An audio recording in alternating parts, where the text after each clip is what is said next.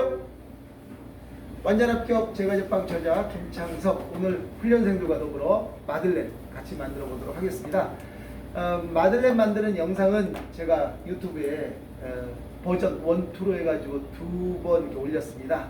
그리고 또 다른 여러 버전으로 여러 번 올렸거든요. 총 찾아보시면 5번 정도 올렸습니다. 그래서 이제 그만 올리고 저희 없는 거 좀 이렇게 수업에 들어가기 전에 사전, 선수, 지식 이런 부분은 없더라고요.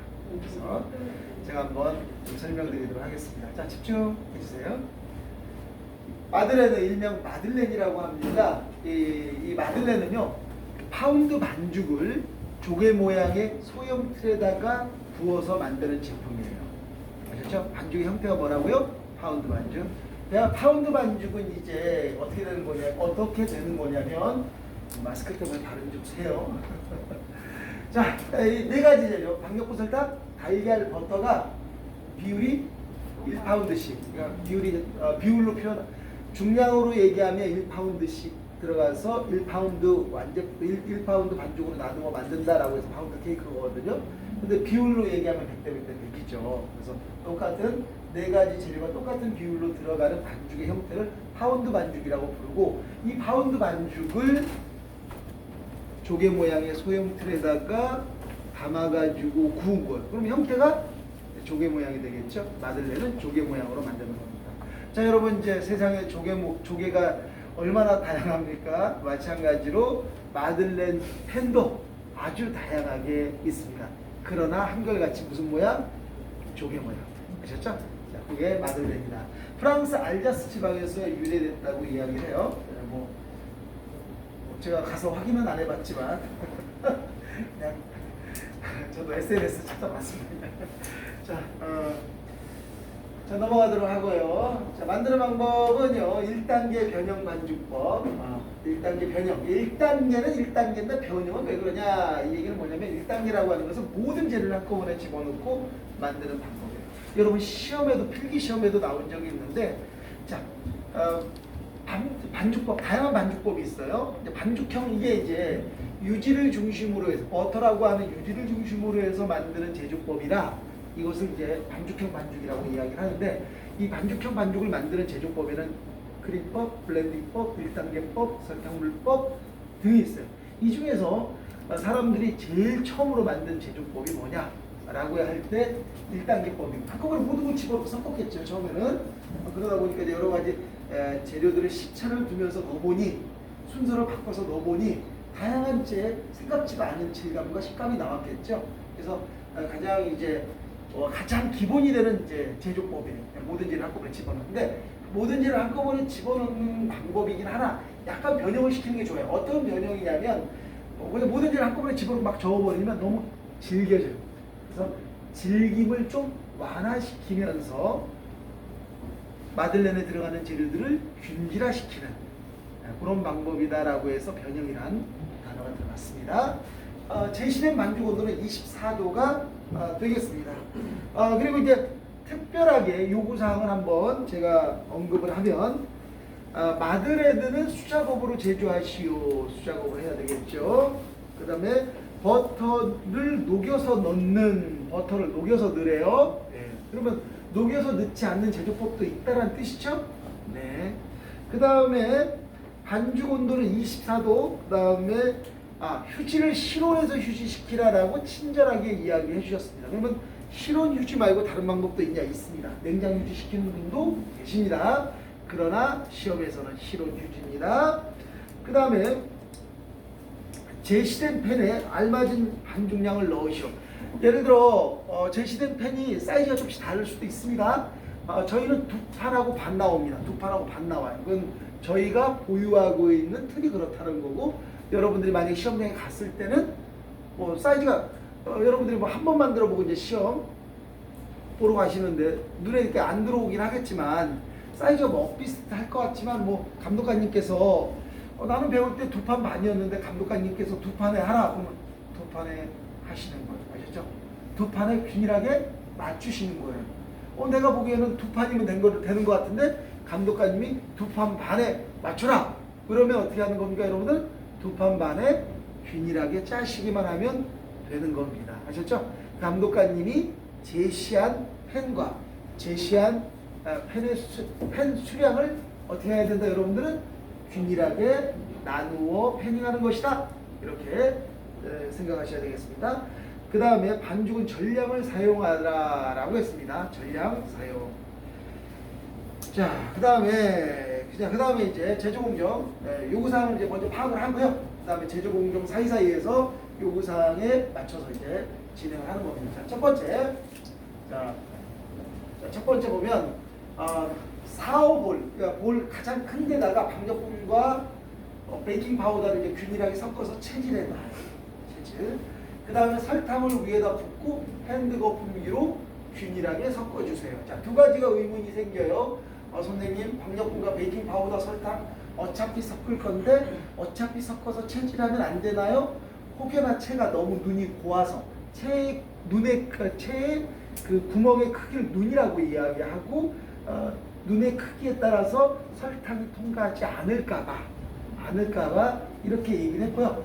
뭐 눈이 크다면 굳이 뭐 방역분 어차피 섞을 거니 굳이 뭐 나중에 섞을 필요 없잖아요. 그래서 방역분, 베이킹 파우더, 설탕을 먼저 균일하게 섞은 다음에 체질해도 무방합니다. 아셨죠? 그럼 이제 두 번째, 왜 그렇게 하느냐 하는 부분이요.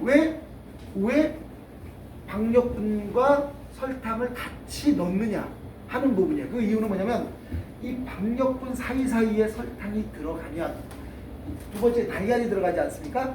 이 달걀을 넣었을 때 밀가루 단백질과 달걀이 결합하여 글루텐을 강화시키는, 생성 강화시키는 것을 어느 정도 방지할 수 있습니다. 설탕이 밀가루 단백질이 서로 엉겨서 글루텐으로 생성 발전되는 것을 막아줘요. 그러면 막으면 어떤 효과가 있냐? 질감이 부드러워집니다. 아셨죠? 그래서 질감을 부드럽게 할 목적이다. 이렇게 하시면 되겠습니다. 자, 됐죠? 다음 이제 두 번째죠. 요건 이제 요구사항이니까. 두 번째로 넘어가면 달걀을 풀어서 넣는 게 좋겠죠. 달걀을 이렇게 푸는데 달걀을 풀 때 이렇게 풀다 보면 거품이 생기는 것은 어쩔 수 없으나 의식하면서 가능한 거품이 생기지 않게 풀어주세요. 그럼 어떻게 풀어야 되겠습니까? 달걀 거품이라는 것은 한쪽 방향으로 휘저으면 거품이 생깁니다. 그럼 그 반대로 하면 되네요. 그죠? 뭐 좌우로 이렇게 풀어준다든지 아니면 지그재그로 풀어준다든지 아니면 톡톡톡톡 이렇게 쳐서 풀어주면 가능한 거품이 일지 않겠죠? 좋습니다. 그렇게. 그리고 두 번에 나누어 넣으며 섞기를 반복한다. 두 번, 세 번에 한다고 해서 잘못된 건 아니고 이렇게 나누어 넣는 이유는 뭐냐면 젓는 횟수를 가능한 줄이면서 균질화시킬 목적입니다. 그러니까 한 번에 부어버리면 그만큼 저어주는 횟수가 많아집니다. 그런데 이것을 나누어 부으면 젓는 횟수를 줄이면서 균일하게 고르게 혼합할 수 있기 때문입니다. 다음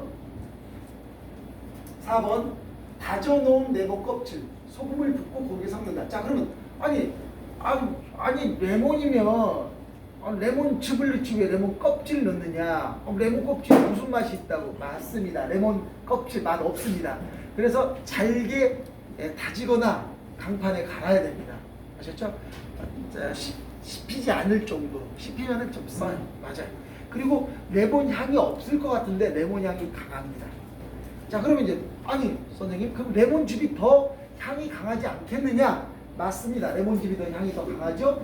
그러나 레몬즙은 산이 강한지라 밀가루 단백질로 만들어지는 글루텐이 응고되는 현상이 생겨요. 그 단백질 응고되는, 글루텐이 응고된다기보다는 단백질이 응고되는 그런 현상이 생깁니다. 그래서 레몬즙을 넣지 않는 거예요. 아셨죠? 그래서 산이 강하여 pH를 낮춤으로 단백질을 응고시켜 마들렌의 질감을 어떻게 한다?